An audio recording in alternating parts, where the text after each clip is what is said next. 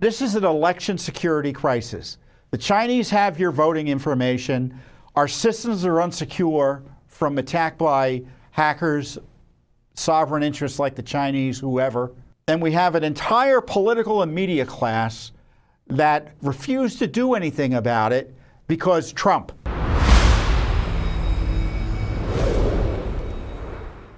Important developments in the fight for election integrity, led by President Trump with an extraordinary speech this week detailing previously unknown attempts, somewhat successful according to the president, by the Chinese to compromise our election systems. Here is President Trump given the headline. Let's go to him. First, they show that over a period of years, starting during the 2020 election cycle, the People's Republic of China carried out what is believed to be the largest compromise of election data in history, resulting in China's illicit acquisition of 220 million U.S. voter files. That information includes names, addresses, phone numbers, political party preferences, and other sensitive data that would be needed to register to vote and engage in other nefarious activities, which is exactly what was happening. So let's go to the documents that the president referenced. They're available on the White House website. We'll provide a link to it. I tried to download it from the White House website, but the document wasn't opening, detailing the data that was compromised by the Chinese. 220 million names. And included in that, or in addition to it, depending, I'm not sure what the counting is, there were additional 6 states where they downloaded the voting data completely, including the District of Columbia. So the Chinese, according to the intelligence community, have my voting data, and they probably have yours, odds are, based on how significant the data scraping and hacking or purchasing, however they got it, they got it. Here's the document, which you can download on the internet yourself. Maybe you'll have better luck downloading it than we did. We weren't able to open it. And there's a chart. It says unspecified U.S. voting data, 204 million records. Includes voter names, ages, phone numbers, addresses, etc.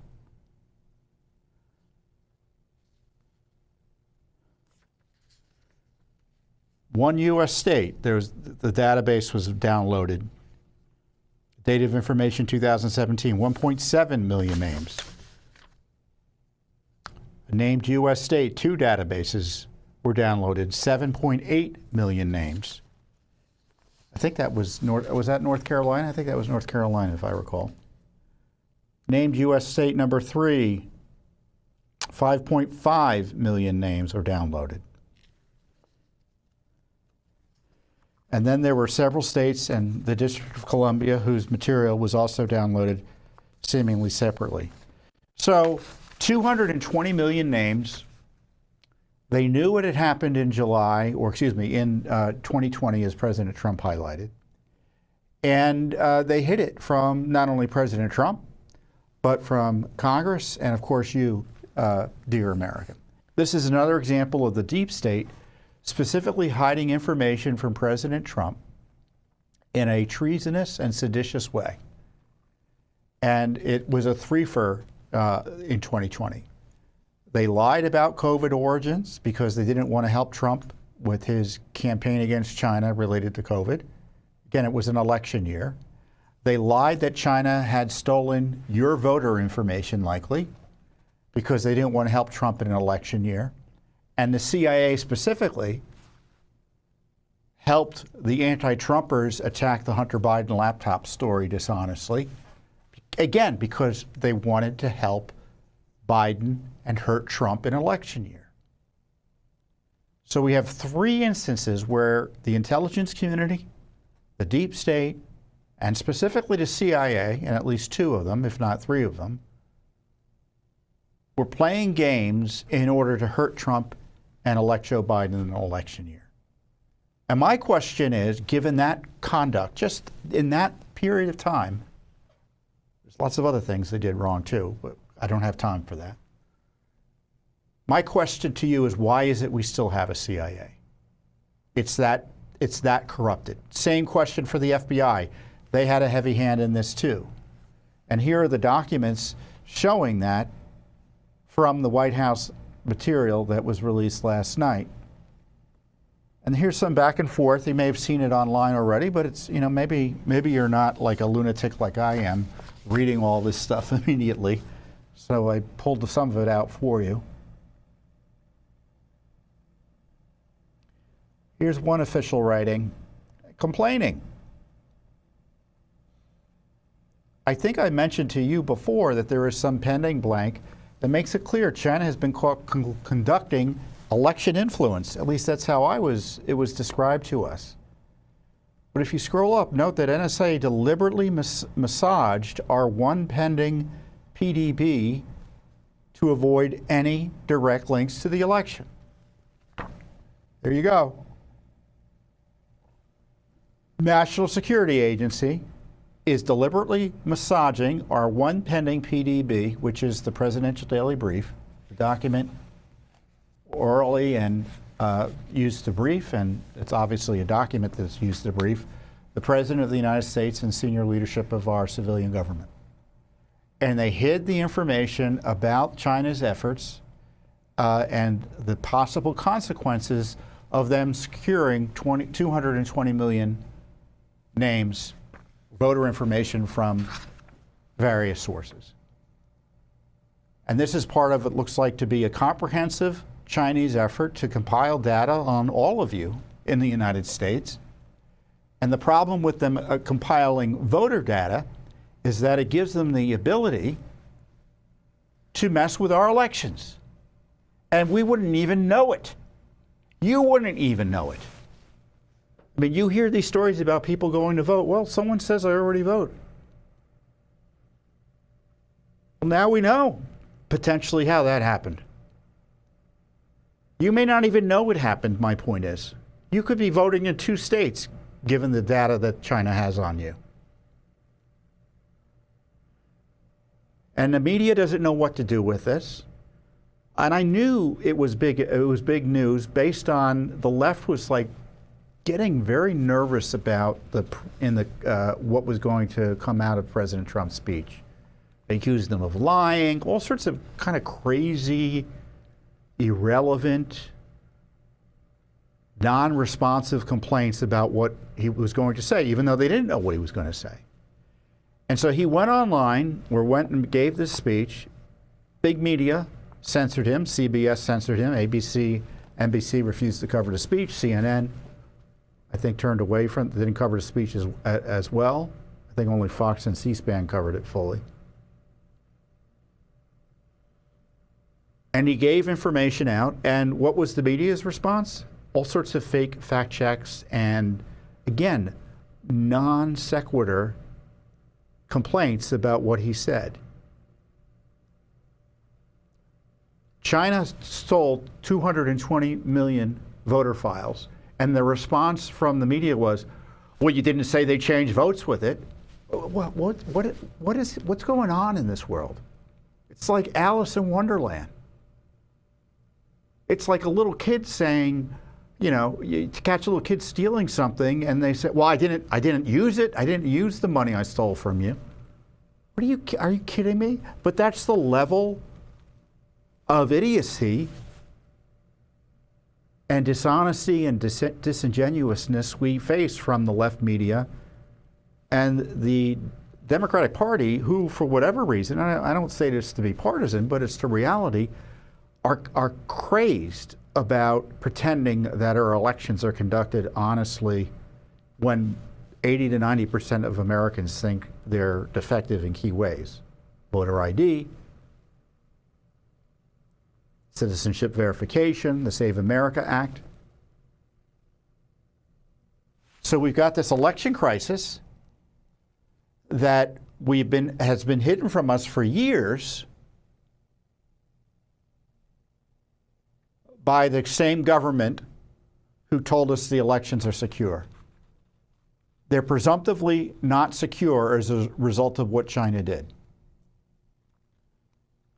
And, President Trump is rightly upset about it. He's not only concerned about the deep state seditious conspiracy against him, but the fact that on top of everything else, it's easier for China to manipulate the elections, at least that's the conclusion I draw, because our systems, our electronic voting systems, our election systems are a joke when it comes to security.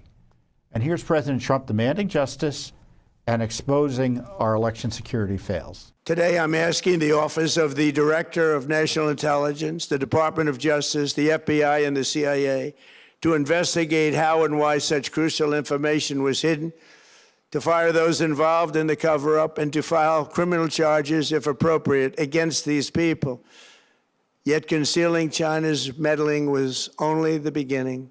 The third set of documents we are releasing proves that for many years, Americans were blatantly lied to about the security of our election infrastructure, including electronic voting machines and ballot counting systems, dishonest, almost all. They're vulnerable and they're easily compromised, and people within our government knew that. So, the president's right to want accountability. The challenge I think we have is that in the end, it's the people, I shouldn't say the people because it's different leadership now. It's the institutions, the agencies responsible for the corruption and the criminality that the president's asking to investigate the corruption and criminality that institution did. So the FBI is going to investigate the FBI. The DOJ is going to investigate the DOJ. The CIA is going to investigate the CIA. The NSA is going to investigate the NSA. The Office of Director of National Intelligence is going to investigate itself. Now, it doesn't mean the leadership can't be trusted to do the investigation, but the problem is the leadership isn't doing the investigation. And I don't mean in the sense there's no investigation that will be done. I mean, they personally aren't doing it. Someone else is going to be doing it. So the deep state actors are going to be doing the investigation of the deep state conspiracy that further destroyed the legitimacy of the 2020 election. And I think the legitimacy was significantly undermined as it is. But not only of the 2020 election, but every election since then and in the near future. And I think the President of the United States should appoint a special counsel that reports to him, doesn't report to DOJ, doesn't report to FBI, it reports to him. He's the chief magistrate to get to the bottom of this. Not only on this issue, but all the other corruption issues. I know our friend Joe Geneva is down there in Florida with a grand jury. Make him report to President Trump.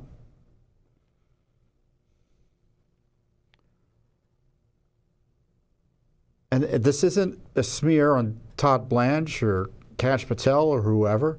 It's just the agencies are compromised.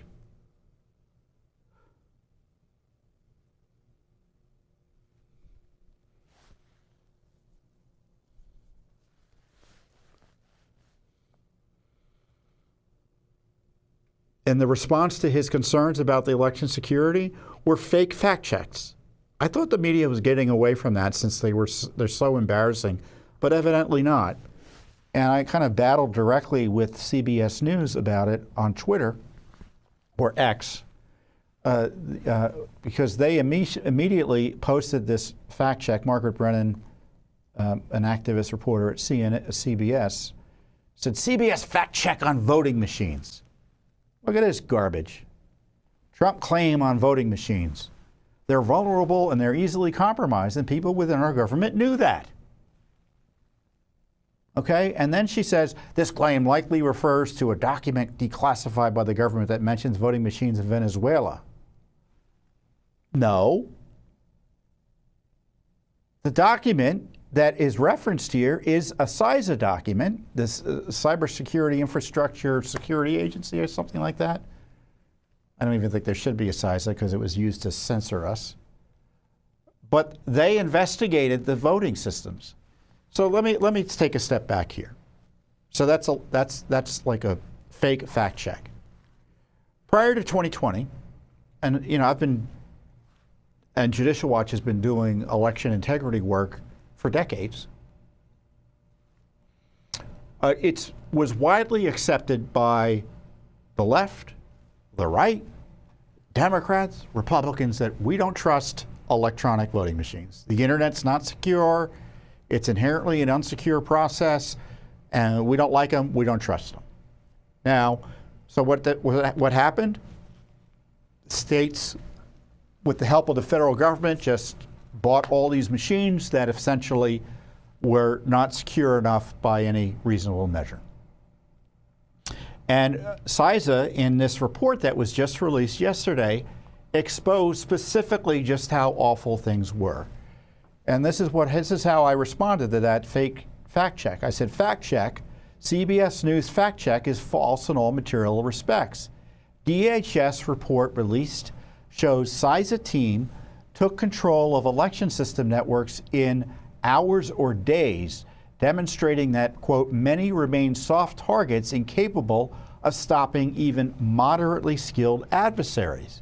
So here's the section of the report that was issued by the White House and the Department of Homeland Security. Election systems in SLTT, which I believe is short for, I have it here,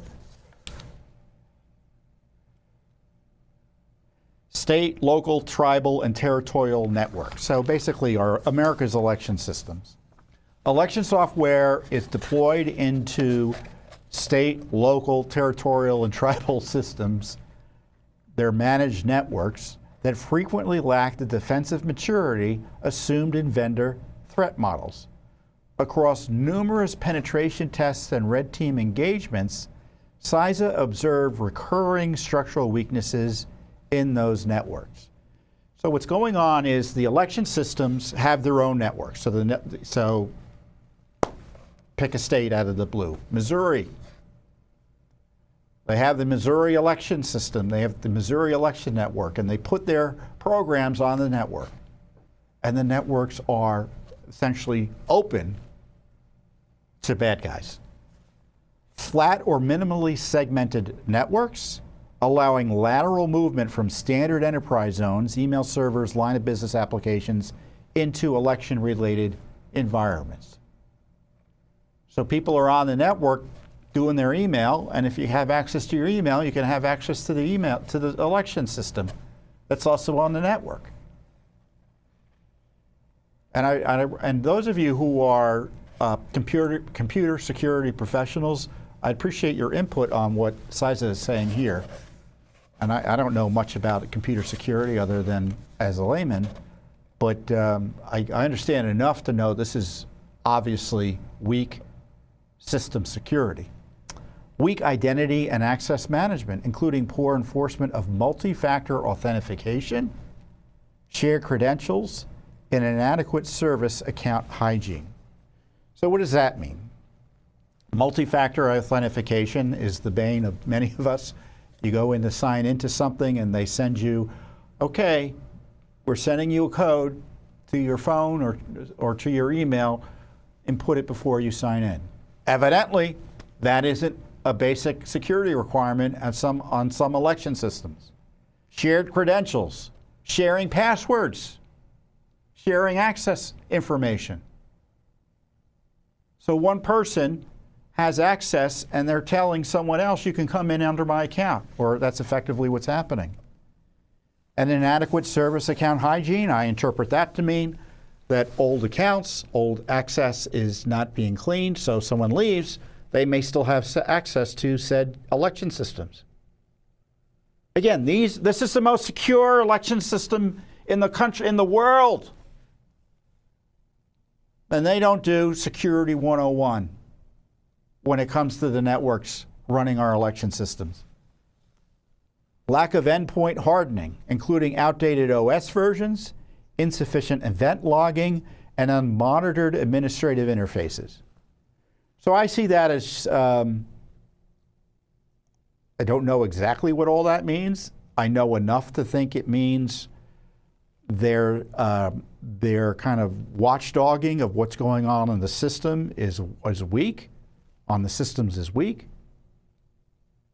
And they don't know who's coming in and coming out, and if there's an issue that pops up security-wise, they're not even alerted to it. legacy remote access and file transfer pathways that remain reachable from segments that should be isolated.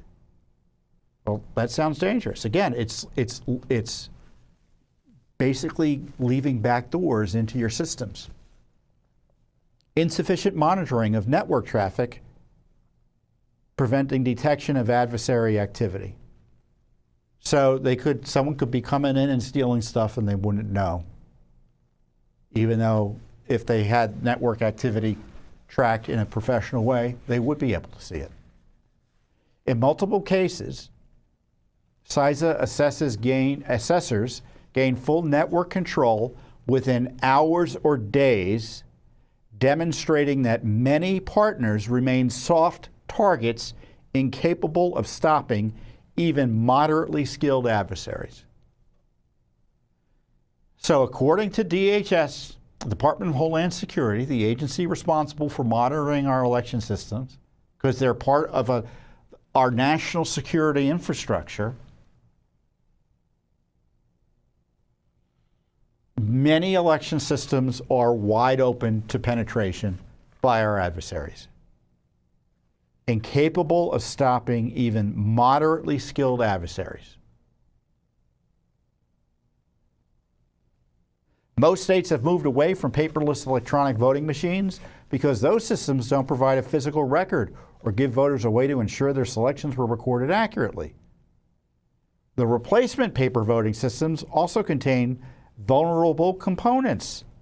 In 2020, ImageCast X-Ballot marking devices printed voters' completed ballots on paper, but encoded their selections in a barcode that voters had no way to verify. The researchers showed that hackers could change the votes encoded in the barcode without even having physical access to the machines. So they tell you they're reforming it by allowing you to have a receipt or a paper copy of your ballot or whatever, and that's no guarantee. This is an election security crisis. The Chinese have your voting information. Our systems are unsecure from attack by hackers, sovereign interests like the Chinese, whoever. And we have an entire political and media class that refuse to do anything about it because Trump.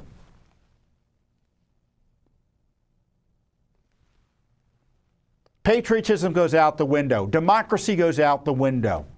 Protecting America goes out the window. National security goes out the window. Your privacy goes out the window. Your civil rights related to voting goes out the window.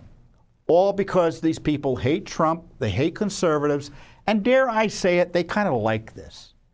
Because they don't like elections, they want to end them. They just not only want to cheat at them, they want to end them. And right now, the Chinese looks like, if they wanted to, could wreak havoc on our elections. And who knows what they've done, because we don't have a good way of tracking it. We're just whistling past the graveyard on it.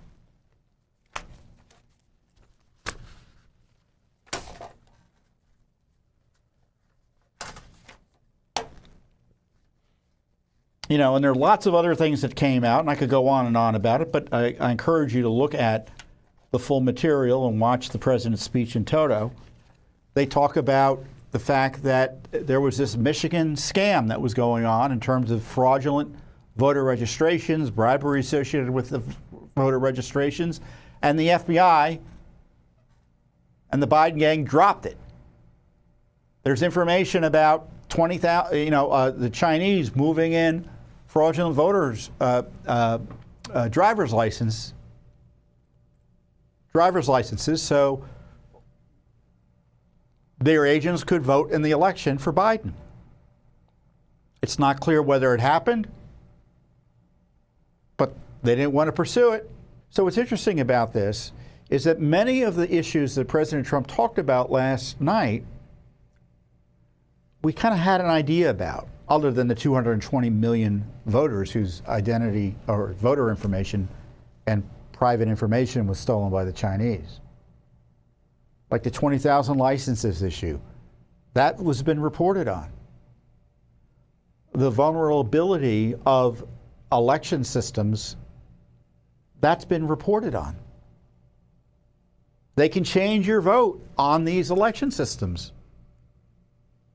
And the challenge is, because there was talk in these documents about Venezuela doing it, the regime in Venezuela changing ballot machine, changing election outcomes, votes on the machines, saying, well, that doesn't mean it happened in the United States. What it shows is that same system, to the degree it's used in the United States, shows that it's vulnerable, that the systems are vulnerable to having vote data change, voting information or tabulations changed. Thanks for watching. Don't forget to hit that subscribe button and like our video down below.